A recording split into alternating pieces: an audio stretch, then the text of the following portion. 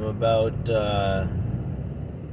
5 minutes away from home, so I thought I'd just hop in, do a quick little video, journal. It's been a while. The last time I was leaving San Francisco, so after the last time I had done one of these, I spent 2 weeks back at home. I went on a trip with my parents to Mount Shasta, and then I went to San Diego, stayed with Mylan and Bree, went to Akash's wedding, came back to Mylan and Bree's place. Then I went to Palm Springs for 3 days. Then I went to LA, stayed with Satya, and today I made my drive back home. I am 5 minutes away from making it home safely, which is awesome. Dude, I need to do these more regularly. I feel like I've just been kind of, so funnily, I had braids and a beard for the wedding, then I shaved everything off, and now I look like a straight peanut / maybe Madhavan? Hey. No, just kidding.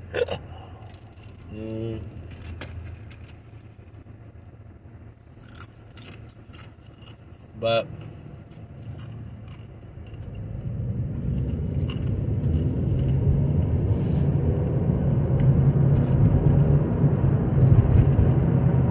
video journaling is a practice.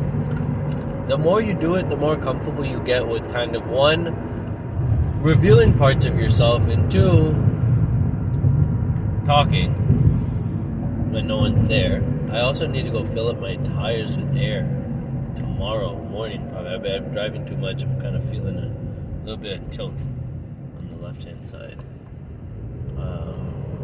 Just feeling a little low on this left side. Check that out.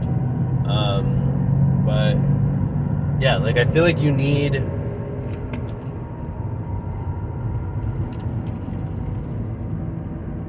as of late, I feel like I haven't really been emotional. Reading this Thousand Splendid Suns has been making me have to like draw something out from within that I'm just like not used to at all.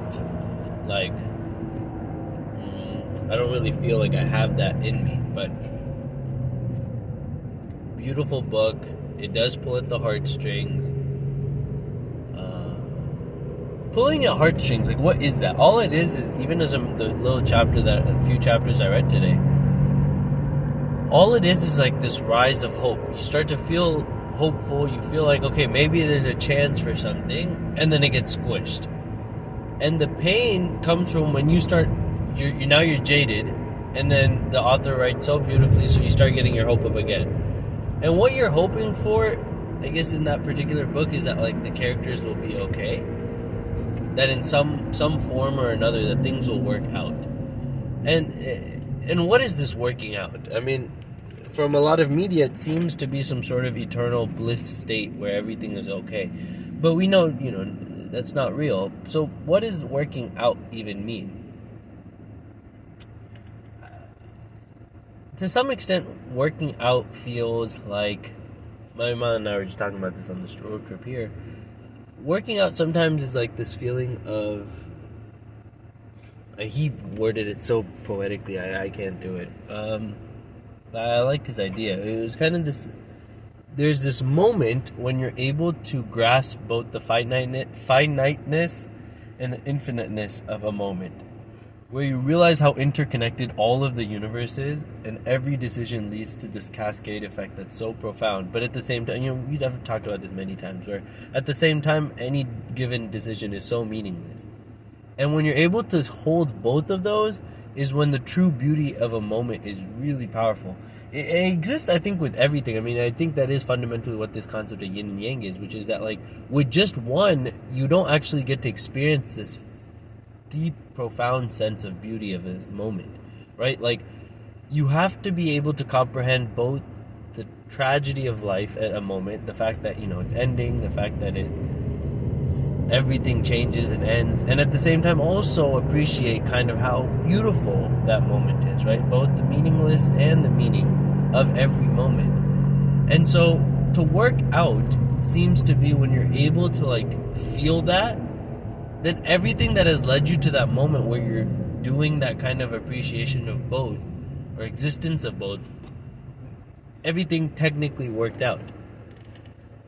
He offered this really interesting point. He's like, when we're like afraid that things won't work out, what evidence are we going based off of? If I was to look at my life to this day, has there been a single decision I've taken that in the long run hasn't worked out? No. Every decision I've taken, the mistakes, every stupid thing I've done has led me to this point today where I'm fine with where I am today. Absolutely. And so in that sense, no decision that I've taken has like seriously derailed me in any shape or form. That's not because the decisions I took didn't have an impact. It's just because the decisions that I took I got used to and adapted to the world that each of those decisions created.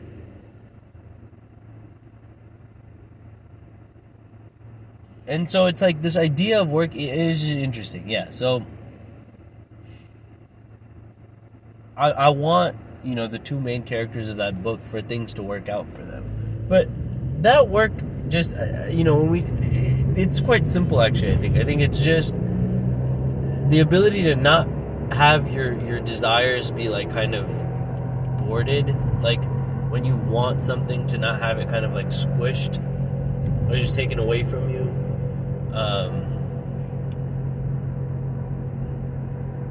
Vanilla ve, ba-na-na-na-na-na-na, da-da-da-da-da-da-da, hey,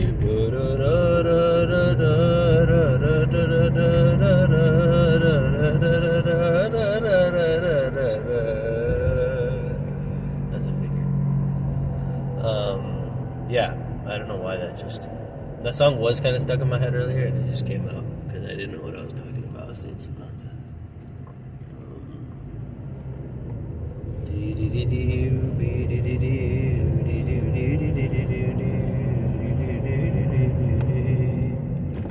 Hello, Nishok! I just got back. From the wedding. I had braids for the wedding and then I just shaved it off. I'm leaving tomorrow. Yeah. But okay, I'll see you. Huh? In the morning. Yeah. Okay. Alright, okay, I'll see you. Okay, bye.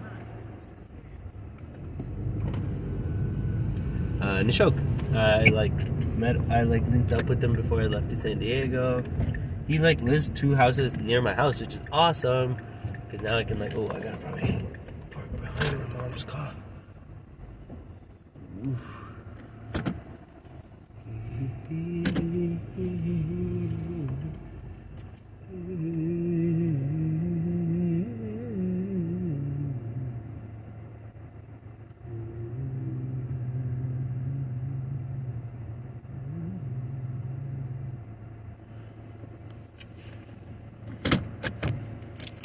Alright, I made it back home, guys.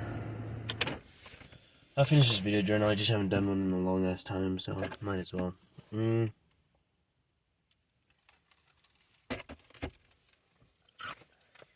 wedding was a lot. Really intense feeling. Just seeing Akash get married. Realizing how much kind of life changes. Very surreal moment to kind of... Also, just looking at my face right now, it's just hella funny. I look so different a week ago, and now I look like a fucking peanut. It's just nuts. I feel like when I haven't listened to my video journals really. I don't know what I expect would happen when I do. There is some small sense of fear. I had part of that fear very affirmed when I listened to the podcast, the death podcast me and Mylan recorded right before COVID, and I sounded like such a doofus. I probably sound like a doofus right now. 10 years from now when I listen to this, or maybe 3 years from now, or 1 year from now, I'm gonna listen. Maybe if I listen to this, I'm gonna be like, dude, you sound like such a stupid. You don't even know what you're talking about. And I really didn't know what I was talking about then, but I probably don't know what I'm talking about now either. There's an art to sounding profound, and it was cool to listen to Mylan even then, to be like, damn, even then, the way you were able to phrase your words together has this like aesthetic kind of tone to it that makes it nice to listen to. And I'm like, damn, like, but when you hear me talk, I sound like I'm stumbling through my words. Like I don't even. Your speech, your voice is also a tool. The way you piece words together, your tonality, your flow. I will talk like I am Obama. I don't know how you. I can't even try. I kind of like this look, to be honest. Just like simple, no hair, freaking. Yeah, I don't know. I like the look. I'm like a peanut. I look 10 years younger. I also look more like my dad when he shaves his head, and I look very similar to him, which is kind of cool. It's like just like raw. This is just like what a face looks like. Just no hair. Just boom. Face and head.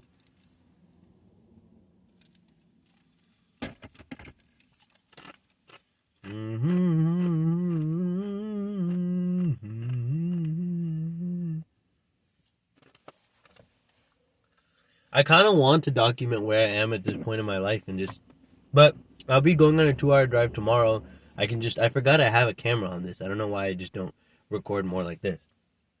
Tomorrow when I drive to, tomorrow when I drive to this farm that I'm going to go stay at, I will do another video recording then, and then I'll be able to talk for longer. I mean, hopefully it's not too loud, and should be pretty somewhere random, so it should be kind of chill in terms of traffic. But yeah, I'm glad I was able to just whatever capture at least the 11 minutes. It's been about 2 months, I think, since I recorded the last time I recorded. Yeah, it's been at least a month and a half probably, if I had to bet. I'm gonna put 36 days. But yeah, life is moving very fast. And I'm afraid that I'm falling behind, and I'm afraid I'm feeling a lot of doubt and fear that I am a loser. But I think that's just natural in the 20s age. But also not just doubt. I'm also acting like one, right? I mean, I think both are true. Both, it's not just I'm like afraid of it, but I'm doing such great in my life. Like I'm also at times living like a loser, which is also true. Both are true.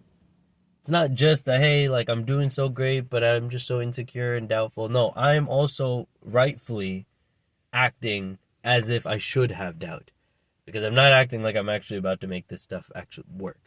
So I deserve, the doubt is very justified in many ways. Maybe not about the deserving of love, that whole thing, or wanting to love that, like that, but the will you succeed in your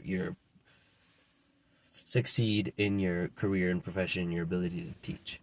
In that, I would say I am giving 40% effort. In my podcast, I'm giving 30% effort, right? Like, I justifiably, you should be doubtful of whether you will succeed. But the way you fix that, go harder. But yeah, I'm here. I love you.